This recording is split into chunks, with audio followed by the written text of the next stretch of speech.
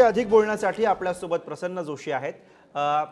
प्रसन्न, आपण बघतोय की कशा पद्धतीने राज ठाकरे यांनी कालची भूमिका मांडली, त्यानंतर आता विरोधक हे राज ठाकरे यांना ट्रोल करू लागलेत, यांच्यावर टीका करू लागलेत। त्या संजय राऊत यांची आलेली प्रतिक्रिया, त्याला संदीप देशपांडे यांनी दिलेले उत्तर, राज ठाकरे यांची कालची भूमिका आणि आज सुरू झालेला हा कलगीतुरा, याचे काय राजकीय अर्थ काढायचे?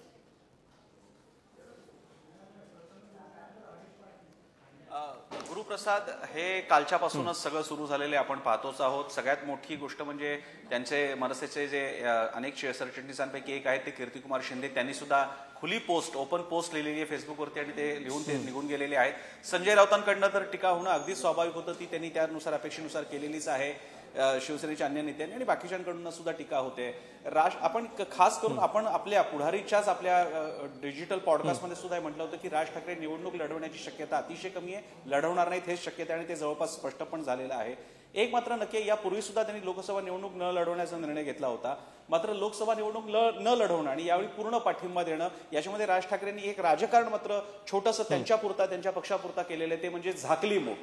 त्यामुळे एकदा आपण उमेदवारच उभे करायचे नसतील तर नेमकं आपलं मताधिक्य किती आहे, कोणत्या कॉन्स्टिट्युएन्सीमध्ये मतदारसंघात आपली ताकद किती आहे हे समोरच येणार नाहीये। त्यामुळे दिलं काय आणि नेमकं घेतलं काय, याला सगळ्याच तुम्ही सुद्धा शांत राहा, आम्ही सुद्धा शांत राहतो, अशा प्रकारचं आहे। एक मात्र आहे गुरुप्रसाद, जसं तू आता सगळ्या प्रतिक्रिया सांगतोयस आपल्या प्रेक्षकांना, लोकांमध्ये मात्र हा संभ्रम आहे की नेमकी तुमचा अजेंडा काय, तुमची भूमिका काय।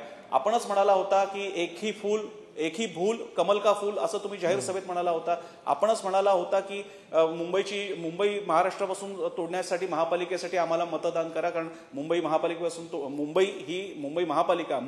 महाराष्ट्रापासून तोडण्याचे प्रयत्न चालू आहेत, ज्यांचा अंगुली निर्देश भाजपकडे होता। आपणच व्यंगचित्र काढलं होतं की स्वतंत्रते न बघवते असं करत भारत मातेला फाशीचा दोर लावला होता आणि ज्याचा हात मोदी आणि अमित शहा यांच्या हातात आहेत, अशा प्रकारचं व्यंगचित्र काढलं होतं।